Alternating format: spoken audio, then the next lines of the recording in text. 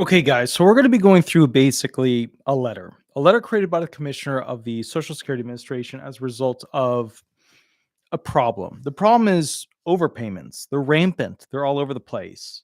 How the hell are they happening at this level? Well, sometimes it's fraud on behalf of the claimant, but more so, the most common overpayment situation is where essentially a person receives SSI benefits, but they have more than $2,000 in assets. Now, President Biden's big push before becoming president in his pre White House website was to try and go ahead and get that raised to $10,000 and $20,000 respectively for couples. Should it be higher? Yeah, it should be like 15, 20, 25. Should be higher. Okay. But the problem is Congress has zero interest in raising it. Now, here's why. Imagine, if you will, that you could take somebody's SSI payments or supplemental security income payments if you can prove that they have more than $2,000 in resources, money in the bank, additional car, stuff in their home of value. If you can prove that they have over 2,000, remember, most things nowadays are worth more than $2,000. If you have an extra car because of the prices of cars going up, even if it's a destroyed car that cannot be driven, its value is likely more than $2,000. Same thing with something you might have in your house.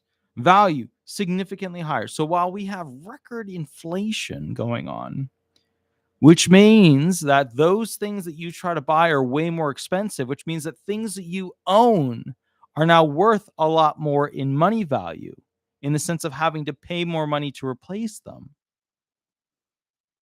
Well, that just creates an interesting situation for the SSA, doesn't it? Right? Because all of a sudden now, that $2,000 resource limit, which does not get raised every year, which obviously it should, well, people keep running into that. They keep having too much in resources. And what do you do when somebody has too much in resources? Well, they don't get a check that month. So these impoverished disability people, right, essentially are losing their money at record levels and going potentially homeless as a result of it. It's not good. It's not good. BK Dan, thank you. Thank you for the $5 donation. I really, really, really appreciate it. Let's see. So while Walter must be swimming in that insomnia, working till almost 1 a.m. Yep. Yeah, I have insomnia. It's horrible. I don't know what to do with it other than basically work. So let's read the letter. It's true. It's true. Social Security Acting Commissioner Khalil Kijikazi directs review of overpayment procedures and policies. This is how we're going to deal with the letter. It's a pretty good letter. She did a pretty good job. I've been always impressed with the stuff that she releases. She's also the type of person I expect to lead the Social Security Administration. So why President Biden doesn't want to go ahead and up her to full commissioner as opposed to just keeping her acting, it is what it is. But I expected more from President Biden when it comes to what Khalil Kijikazi could potentially achieve, because a lot of it is Congress and the president have not made a concerted effort to give her what she needs to properly run the Social Security Administration, which is made obvious, very clear and obvious, by the fact that they can't afford to pay for employees at a higher rate, which means that people are going to quit at a very high rate. While basically you've got these unions screaming at her that she has to do more, that she has to do more. And as a result of it, you have to think, okay, wait a minute. How is she going to do more if she doesn't have the money to pay for essentially these more employees, these better employees, these higher educated employees?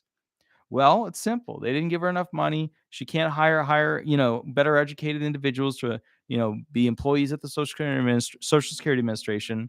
So they are now stuck with a situation where they're literally hiring and attempting to keep many people where it's their first job to work and decide if people are disabled. That's tough. First job being a DDS rep, first job being an SSAFO, that's tough. That's tough. Now, let's go through this real quick. Social Security Administration has provided people with income security for over 80 years. Good to always open with a origin story. origin story, a historic relevance thing. So it's a solid program for 80 years. Not so much. Okay. They've had to kind of not make good on their promise a couple of times. But as we know, the Supreme Court allows that because they don't have to promise us our benefits. They can change them so that we get less. Okay. The agency takes seriously its responsibilities to ensure eligible individuals receive the benefits to which they are entitled and to safeguard the integrity of benefit programs to better serve its customers. A good pair. It's a good sentence. It's a fluff sentence. It's a we care about you sentence. Agency employees work hard to pay the right person the right amount at the right time, and payment accuracy rates remain high. This is a good setup. So she usually does pretty good writings. Whoever works with her or writes them up or whatever, they're usually pretty spot on.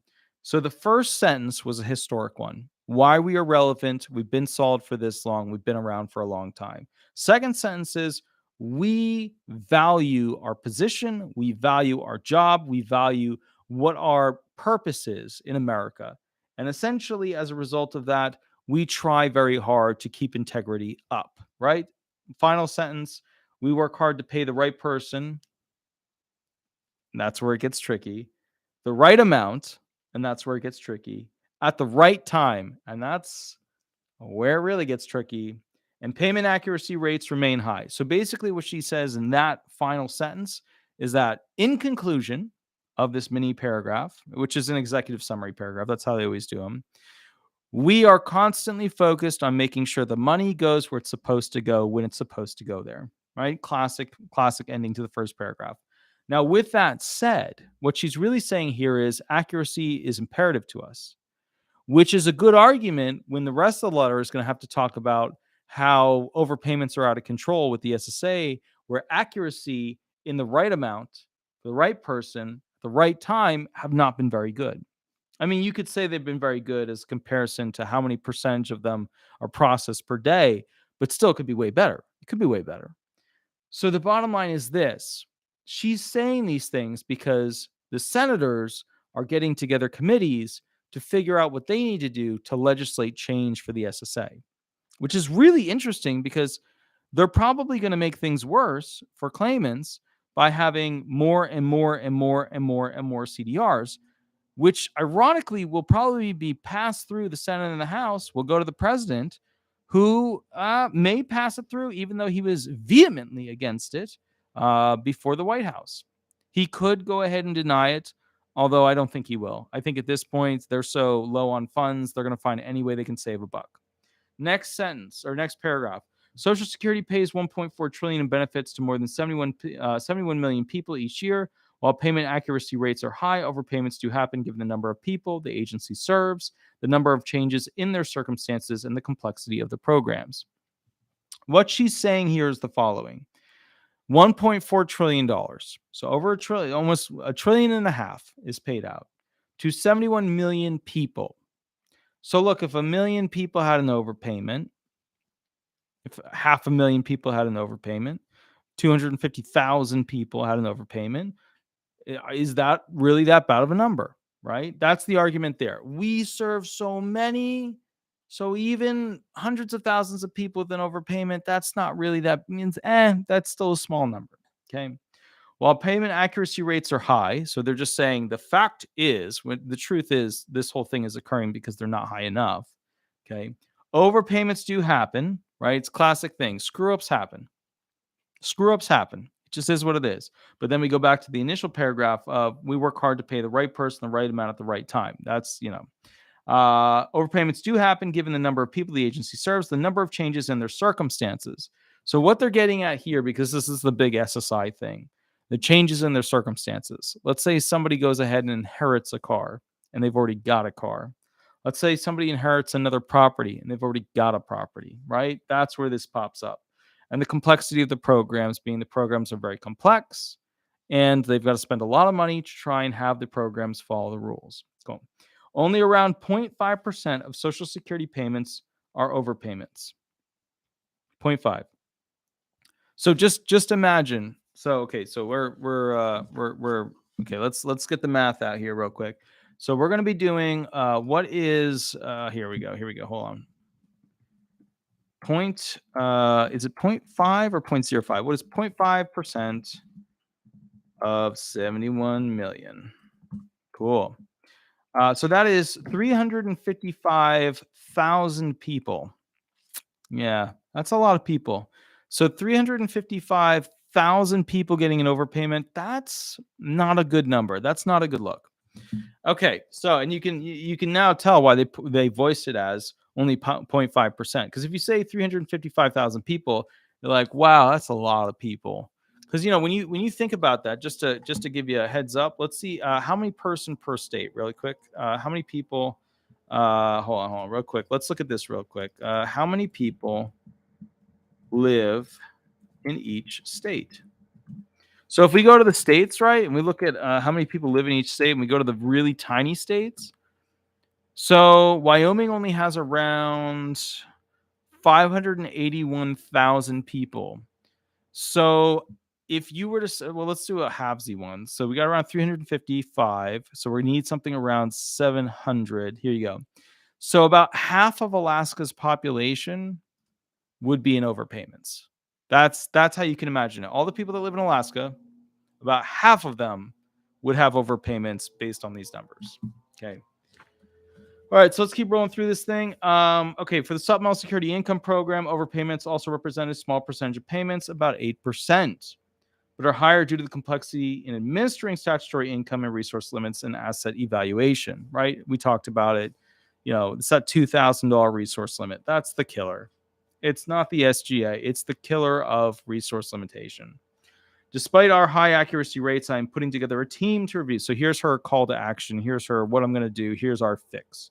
Despite our high accuracy rates. So even though we have our shit together, right? I am putting together a team to review our overpayment policies and procedures to further improve how we serve our customers. It's a smart move. And here's why it's a smart move by Kilo Lakeisha Kazi. Ultimately, what happens with her is that she has to make sure that she shows action on her part.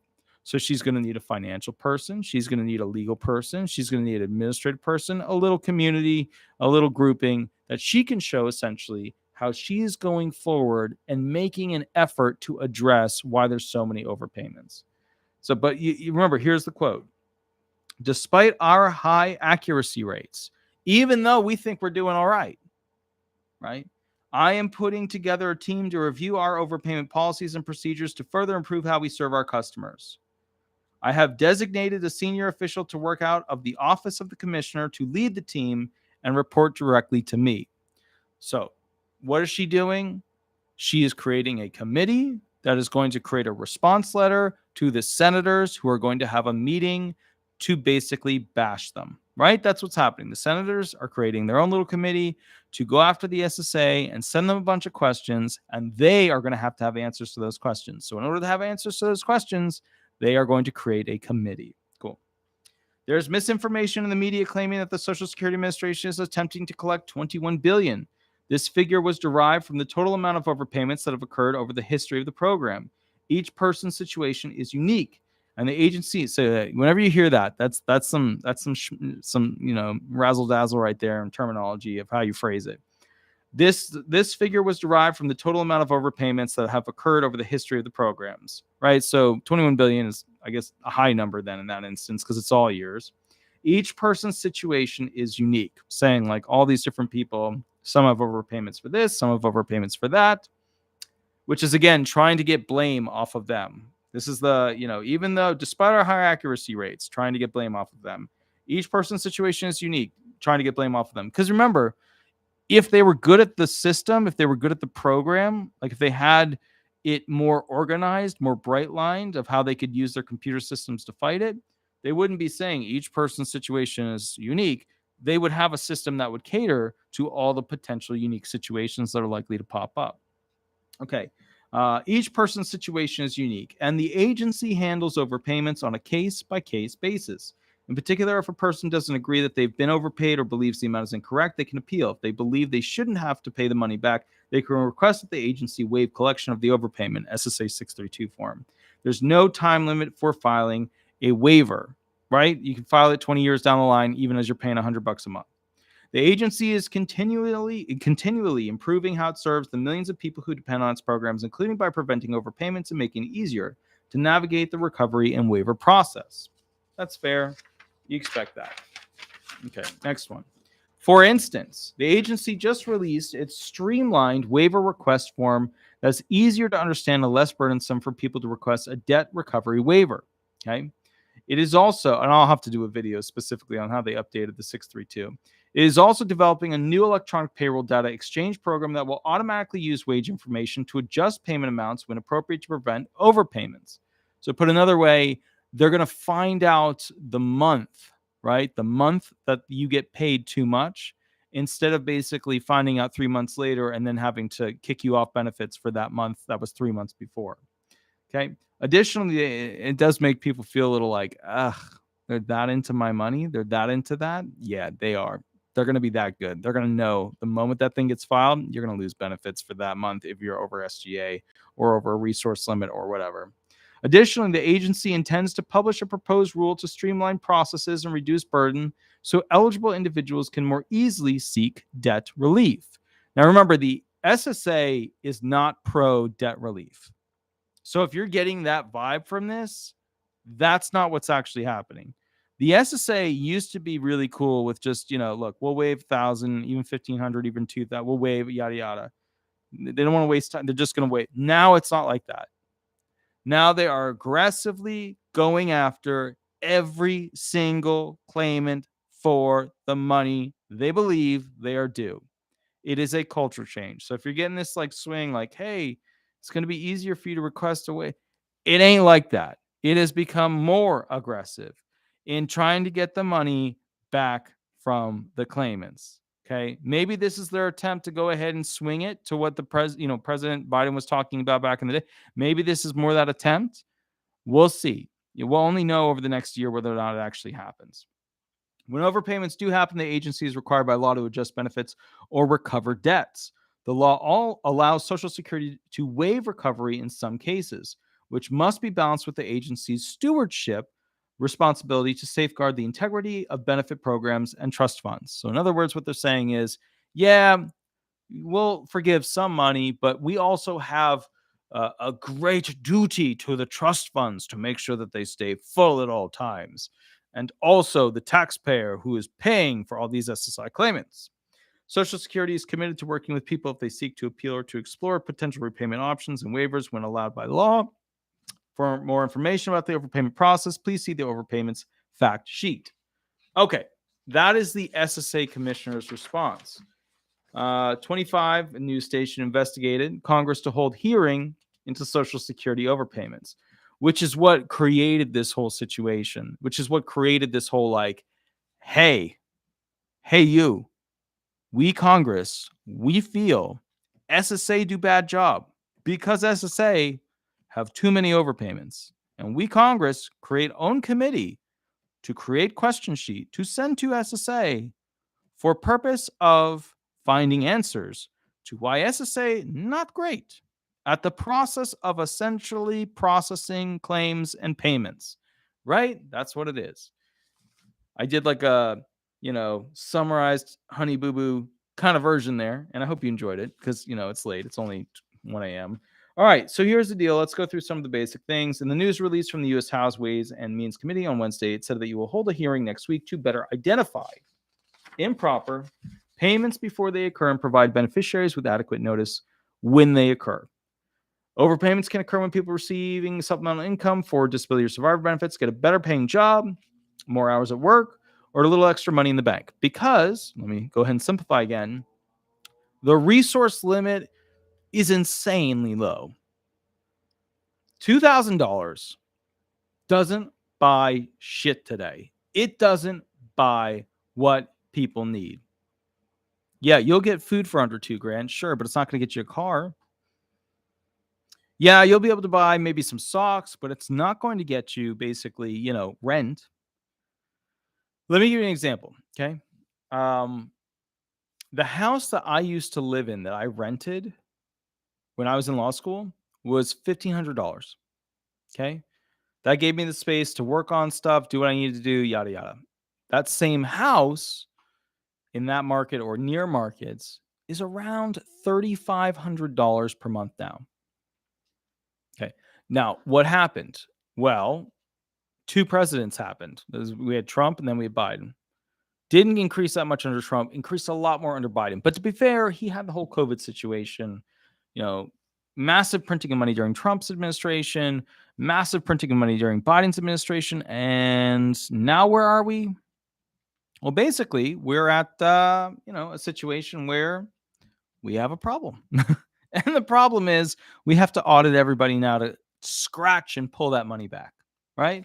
BK Dan, $5 donation. Walter, as caveman Congress, we know like you pay too much level. It's so true though. Think about it. Like Congress thinks that the money that we pay in taxes is their shit.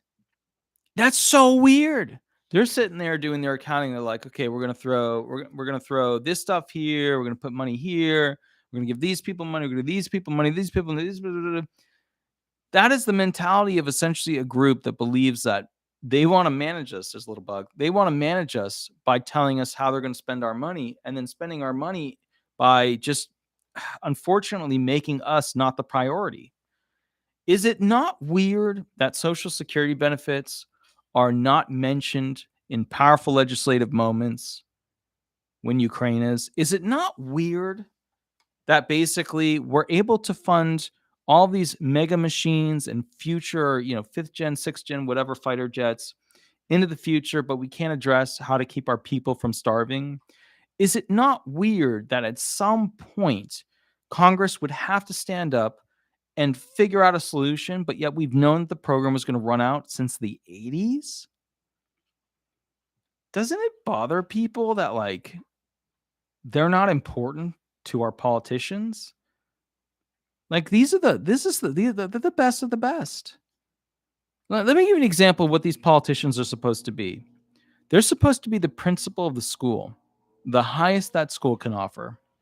They're supposed to be the best, big winning, fight hard, late night attorney, right? They're supposed to be the best.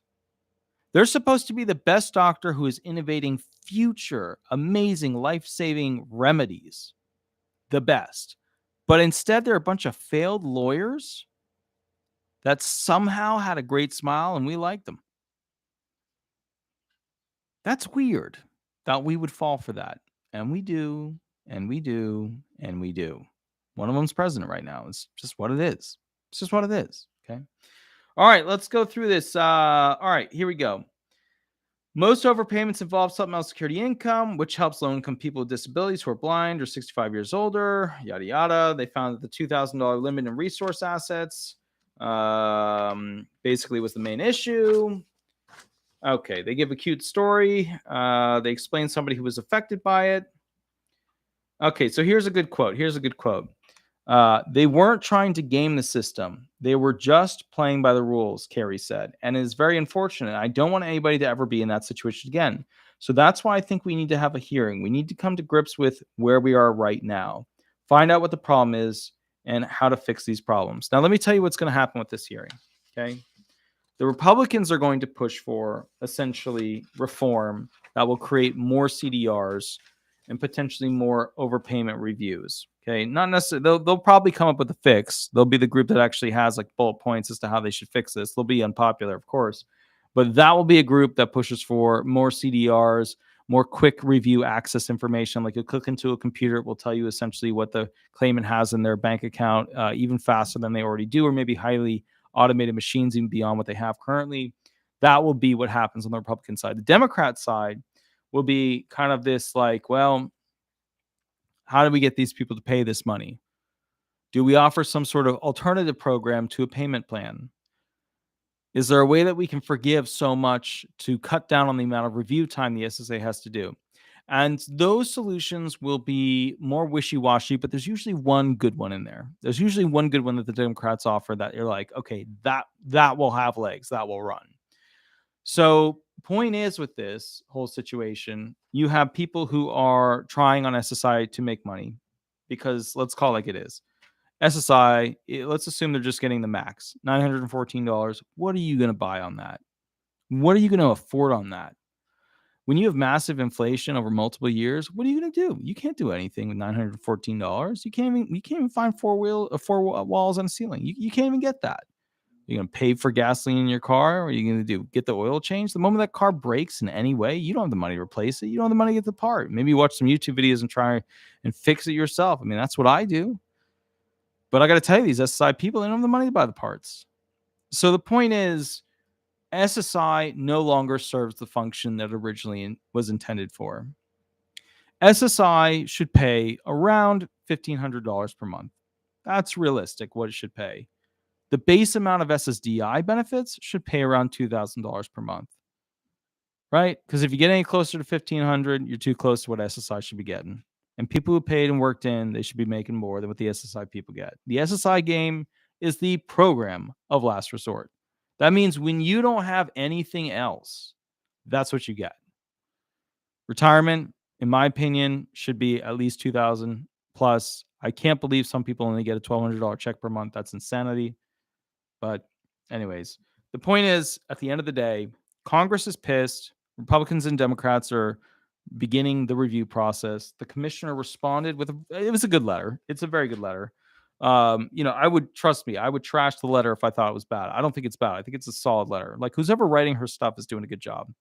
And I've seen some of the stuff from like the couple levels down, still part of the office, but boop, boop, boop, boop, boop, a little bit over here.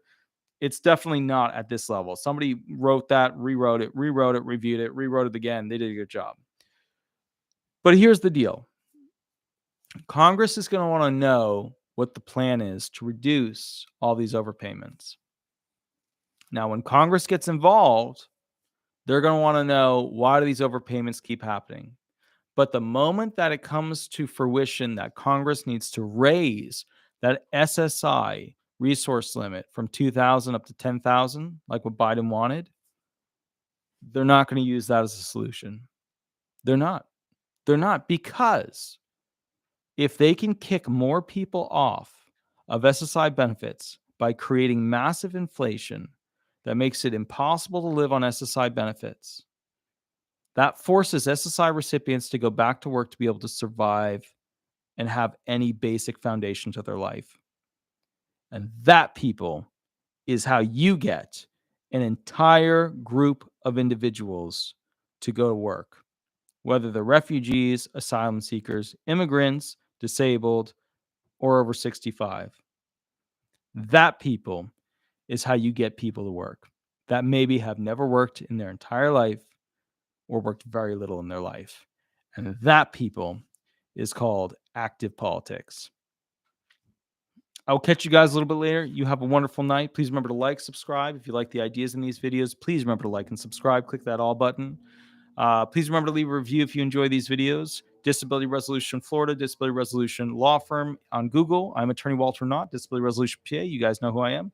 I will catch you later. You have a wonderful night, and we'll go from there. Thanks so much. All right. Bye-bye, guys. Bye-bye.